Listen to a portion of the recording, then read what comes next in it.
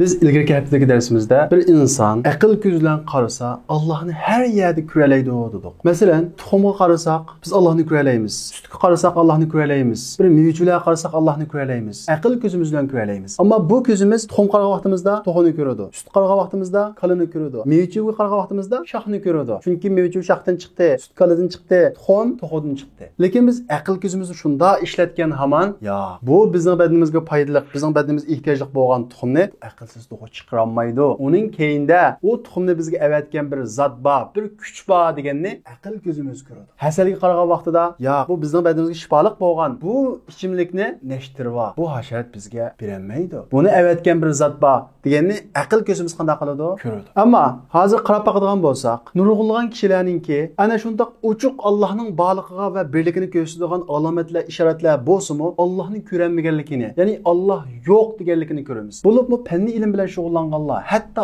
olimlarning Alloh yo'q deganligini ko'ramiz. Ular koinotni tadqiq qilmamdi, koinotni ko'mamdi, izlanmamdi, izlanadi. Lekin ular koinotni Alloh buyurgandek tadqiq qilmaydi. Alloh taolo tunji qatim bizga qaysi buyruqni tushirgan? Iqro degan buyruqni tushirgan. Iqro degan Allohning bu buyruqi bizning aqlimiz qilingan kitob. Ya'ni tafakkur qil, o'ylan, oldinga kelgan har bir narsaga obdan o'ylasang, obdan tafakkur qilsang, ya'ni aql ko'zing bilan qarasang, Allohni ko'ralaysa deganga buyruq qilgan bo'ladi. Bunda o'zi dinsiz olimlar koinot qaraydi, lekin ular Allohni ko'rmaydi degan bir savol kelishi mumkin. O'qish ikki xil bo'ladi. Masalan, men hozir sizga bir kitobni bersam, Sayfullah. Bu kitobni o'qing desam, siz o kitobni o'qib, bu kitob mahil mazmundagi, mahil temidagi kitob ekan, bundan mazmunlar chiqadi ekan deb so'zlab bersangiz, siz o kitobni o'qigan bo'lasiz. Aksiya, Sayfullah ma kitobni o'qi deb bersam, Sayfullah bu kitobni elib, uyga olib kirib, santrlab, bu kitobning uzunligi 22 sm, kengligi 12 sm. Bu kitobga A4 qog'oz ishlatilgan, manchining siyoh ketgan, manchidoni harfdan tuzilgan, Uyg'ur tili bilan yozilgan deb kitobning butun ichidagi ketgan narsalar hammasini tadqiq qilib qishingmi kelsa, kitobni o'qigan bo'lamdi bu. Kitobni o'qigan bo'lmaydi. Kitobni o'qish deganimiz, o kitobning ichiga yurishilgan ma'noni bizga qanday qilish, deb berish. Ya'ni kitobning ichiga yurishilgan ma'noni his qila olish degan gap. Dal bugungi kundagi ateist, dinsiz fanni olimlar koinotni shunda o'qiydi. Ya'ni quyosh bilan zaminning orliqi manchilik, ammo u quyoshning keyindagi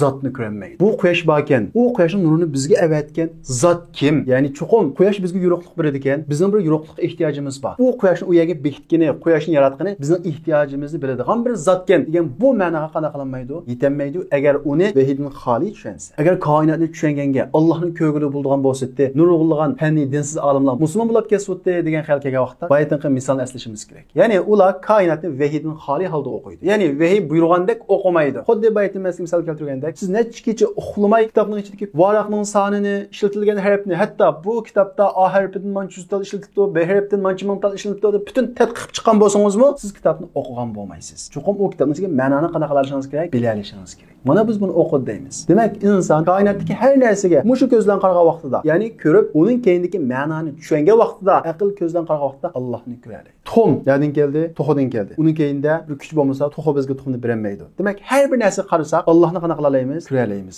Biz ko'zlagan ma'noni asos qilib o'qigan vaqtimizda. Masalan, qarindoshlik degan xat shundami? Sayful axatni o'qib baqing. Nima degan ma'noni oldingiz? Ya'ni diniy qarindoshlik, milliy qarindoshlik, qon qarindoshlik degan nurg'ulg'an ma'nolar chiqadi. Men Sayfullah axat haqida tafakkur qiling desam, buningda Q harfidan birisi ishlatilibdi, E harfidan birisi ishlatilibdi, R harfidan birisi ishlatilibdi. Bu xat Uyg'ur tili bilan Uyg'ur grammatikasiga asosan yozilibdi. Oq borda yozilibdi degan bu narsaning hammasini deb bersa, o'qigan bo'lamdi, bo'lmaydi? O'qigan bo'lmaydi.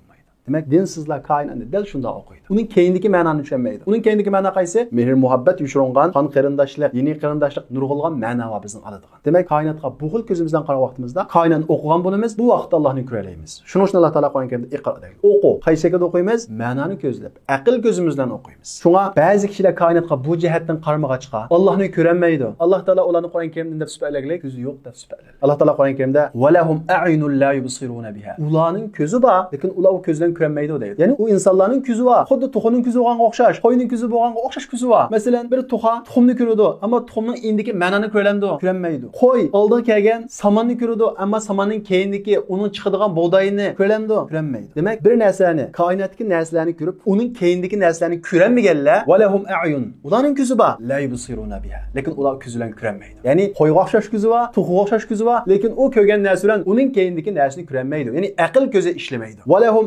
azanun la yasma'una biha. Ularning quloqi bor. Ya'ni bizning quloqimiz bor shunday bor. Qo'yning bor quloqi, eshakning bor. Lekin biz bu quloq bilan u eshaklar, qo'ylar anglamagan narsani anglaymiz. Masalan, hozir ishdan bir ovoz chiqsa, biz quloqimiz ovoz anglaydi. Aql quloqimiz ishning birisini chekkanligini qana qiladi? Biladi. Ammo hayvonlarchi bir ovozni anglaydi. Ammo u ovozning keyin yushirilgan ma'nolarni, keyin yushirilgan kuchlarni anglay olamdi? Anglayolmaydi. Masalan, chaqmoq chaqdi deydi. Biz chaqmoq chaqqanni anglaymiz, quloqimiz anglaydi. Aql quloqimiz u chaqmoqning keyinida u chaqmoqni chaqtirgan bir zot bor deganni anglaydi. Agar biz chaqmoq chaqsa, qo'qaplab o'tib ketsak, qo'y bilan qal bilan hech qanday farqimiz bo'lmaydi. U biz anglagan chaqmoqning ovozini qo'y kalama anglaydi. Qo'y kala u chaqmoqning keyindagi kuchini qana qilmaydi? Anglayolmaydi. Ammo biz insonlarchi agar aql quloqimiz bilan anglasak, uni anglay olamiz. Agar anglaymasakchi, qo'y kala o'xshash bo'lamiz. Shunga Alloh taolo va lahum azanun la yasma'una biha. Ularning quloqi bor. Xuddi qo'yga o'xshash, kala o'xshash quloqi bor. Anglaydi, anglamaydi emas. Ammo u ovozning keyindagi kuchlarni anglayolmaydi. U ovozning keyindagi Allohning qudratini anglayolmaydi. Bunda quloqning, bunda ko'zning, hayvonning ko'zi bilan bir farqi bormi ekan? Yo'q ekan. Chunki biz anglagan ovozni hayvon anglaydi, biz ko'rgan narsani hayvon ko'radi. Lekin bizning farqimiz u ko'z ko'rgan, quloq anglagan narsalardan sirt uning keyindagi narsani anglay olishimiz, uning keyindagi narsalarni ko'ra olishimiz kerak. Shunga Alloh taolo quli quvvat turib, u anglagan ovozning keyindagi Allohning qudratini anglayan Kuzi va turib, u Alloh taolo avatgan Allohning hadiyasining keyindagi hadiyani avatkichini ko'rmaganlarni ulaika kal an'am deydi. Ular hayvonga o'xshash deydi. Amlat o'ylab baqinglar. Qo'yga halab tashlab bersak, qo'y shu halabni biladi. Ma halabni menga bir odam aytib berdi degan narsani aql bilan qana qilmaydi, o'ylayolmaydi. Hozir menga bir hadiya kirsa, hadiya ketdi deb u hadiyaning bir avatkuchisining borligini o'ylayolmasam, bu qo'ydan farqim bor. Kuzim ko'midi deblam, kuzim ko'rgan narsaga ham markazlasam, qo'ydan farqim bor. Hech qanday farqim yo'q. Demak, bu bizda bor ko'z hayvonlardan bor. Bizda bor quloq hayvonlardan bor. Farq qildig'ini u ko'z ko'rgan narsaning keyindagi narsalarni ko'rish, u quloqimiz anglagan narsalarning keyindagi narsalarni anglash. Agar uni anglayolmasak, uni ko'rmasak, ularga kal an'am. Çarpaylarga, hayvanlarga o'xshash deydi Alloh taolo. Balhum adall. Balki u hayvonlardan azg'unroq deydi. Nima uchun? Chunki hayvonda aql yo'q, o'ylanmasligi, uni ko'rmasligi tabiiy ahvol. Biz insonda aql va tafakkur va u bizga avatilgan ilohiy hadiyalarning keyindagi avatkuchi bo'lgan Allohni ko'rmasak, hayvondan azg'unmiz. Hayvon bilan o'xshash bo'lish uchun qo'ydimi shunda tafakkurlab, ularni ko'rmagan bo'lsa, bizni ko'rmagan bo'lsak, o'xshash bo'ldik. Ammo bizda bir narsa ortiq. O qaysi?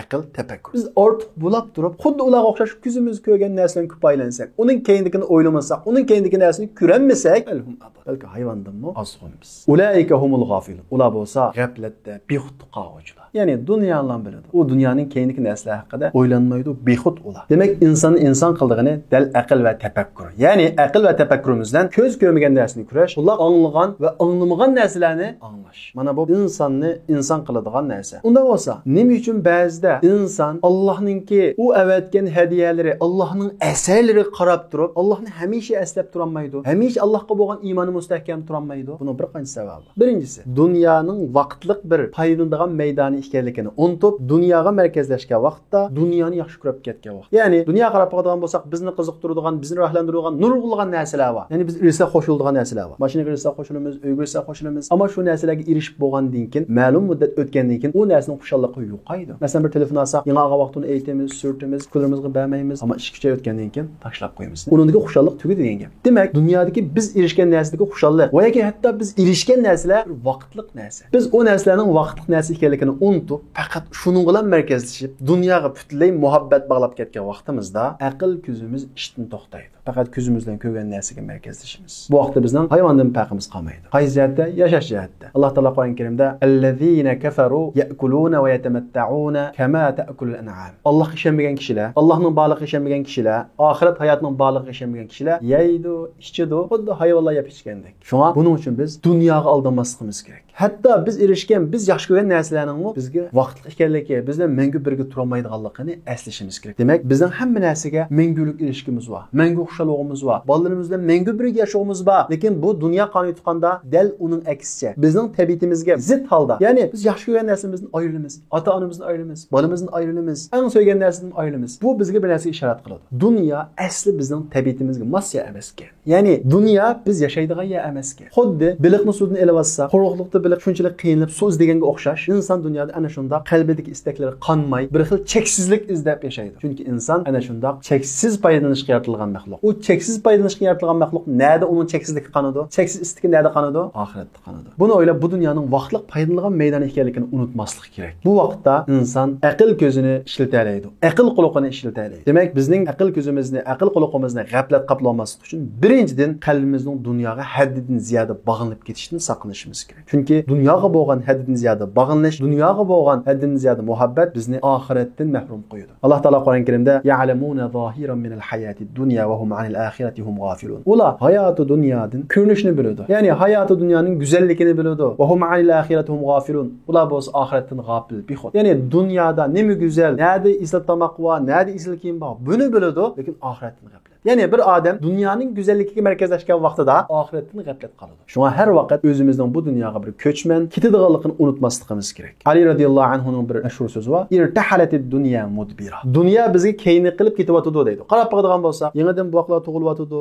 Biz qirib ketyapmiz. Demak, dunyo bizga keyni qilib ketyotdi. Biz birga ketyapmiz. Ya'ni bizga oldini qilib kelayotgani nima? Oxirat. Va irtahalatil axira muqbila. Oxirat bizga oldini qilib kelyotdi. Ya'ni ajal keynimizni qo'llab kelyotdi. Biz oxirat qarab ketyapmiz. وَلِكُلِّ وَاحِدَةٍ مِنْهَا بَنُونَ. Her ikkilisinin a'zalari var. Dünyanın a'zalari var. Yani özünü bütünley dünyaga bağışlab, "Muşu dünyadan yaşasam bo'ldi" deydigan, dünya merkezli yaşaydiganlar var. "Fekunu min abna'il ahire." Ahiretning bolalari. Ahiretning a'zalaridan bo'linglar. "Wa la takunu min abna'id dunya." Dünya a'zalaridan bo'lmanglar. "Fa innal yawma amal wa la hisab." Bugün, yani bu dünya amel günü ve la hisab. Hisab yok. Nemish qilsak qilamiz. Bu dünyada hisab yok. "Wa gadan hisabun wa la amal." Evet, yani ahirette hisab va amel yok.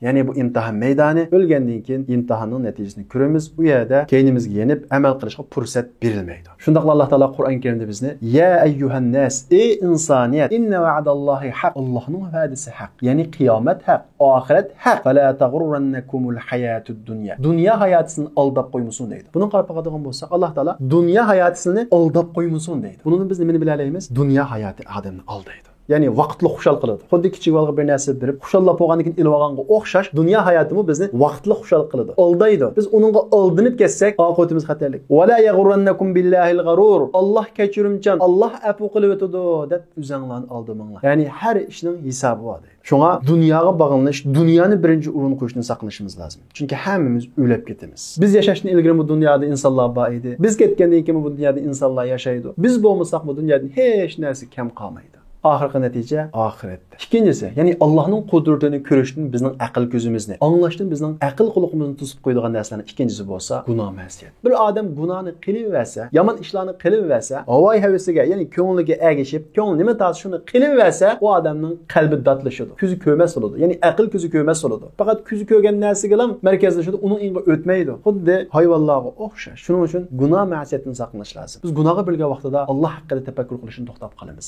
Qalbimiz qetib qoladi. Şu Allah Taala Qur'an-ı Kerim'de "Kella bel rana ala qulubihim ma kanu yaksibun." Ularning qilgan gunohi tufayli qalbi qetib ketdi deydi. Yani insan günah qilgan sire qalbi qetib ketadi. Şuna her vaqt Allah'ni özümge yaqin his qilay, Allah'ni her yerde Allah'ның qudretini ko'ray, Allah'ның esrini ko'ray desek, gunoh ma'siyatini yiroq turishimiz kerak. Üçüncüsü, yani ko'zimizni g'aflat perdesi qoplab olishininki sabab bo'lgan ishlarning üçüncüsü yomon do'st. Bir odam yaxshi odam bilan do'stlashsa, uni uyg'otadi, uni iymonga da'vat qiladi. Yomon odam bilan do'stlashsa, tadrijiy holda do'stning yomonligi o'rtaq bo'ladi, qalbi qetib qoladi. Shunga payg'ambarimiz Muhammad alayhissalom "Er-raculu ala dini halili." Bir odam do'stining dinida bo'ladi. "Falyanzur ahadukum man yukhalil." Senin birine kimni do'st qilib qarasa deydi. Qiyomat kuni gunoh o'tkazganlarning, zolimlarning eng qattiq pushaymon qildigani nima? "Yawma ya'uddu-zalimu ala yadayhi yaqulu ya laytani ittakhadtu ma'ar rasuli sabila."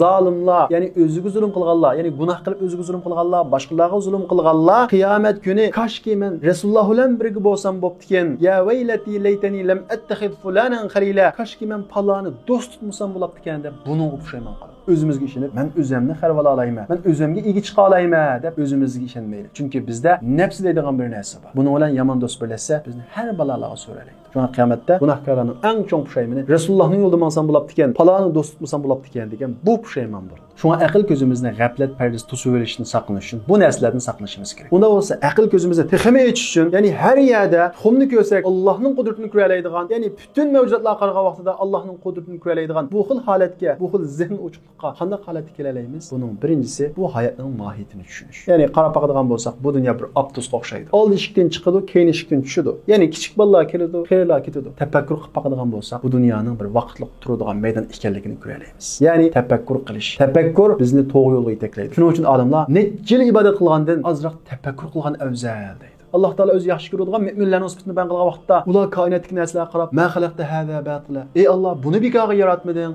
deb tafakkur qiladi deydi. Ikkinchisi, ya'ni koinotga, dunyoga, har narsalarga qaragan vaqtimizda aql ko'zimiz Allohning qudratini ko'rish uchun qiladigan narsalarning ikkinchisi bo'lsa, zikr, ya'ni da'vat, suhbat so'rovlarini lazım tutish. Chunki suhbat bizning zehnimizni ochadi. Da'vatlash, munozara bizning zehnimizni o'tkir qiladi. Shunga suhbat so'rovini lazım tutish lazım. Uchinchisi, bizga eng yaxshi nasihatchidan birisi uni tingshash.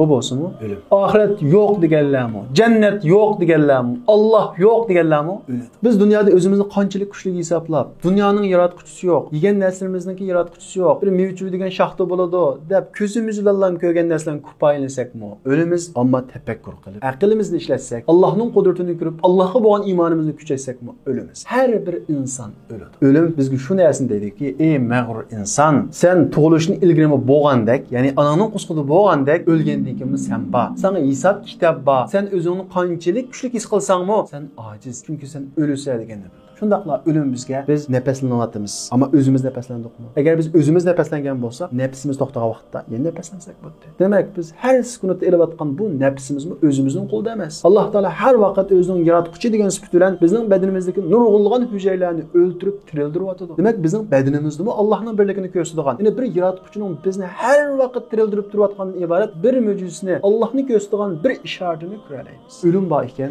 dunyoga berilib g'aflatda yashash aslo bo'lmaydi. Chunki qanchalik erishaylik, qanchalik yashaylik, qanchalik topaylik, o'lim bilan hamma narsa nolga aylanadi. Shunga har vaqt Allohni eslashimiz, Allohni tafakkur qilishimiz, koinotni tafakkur qilib, aqlliqlarcha yashashimiz kerak. Oldida o'lim kelsa, o'limni o'ylamay yashagan odam eng aqlsiz inson. Masalan, oldidan uchqandek tezroqlik poyez kelsa, "Üst bo'g'ichi biroz vaqt bor ekan" deb o'z ish bilan bo'lgan odamni biz aqlliqdan, aqlsizdan bilamiz.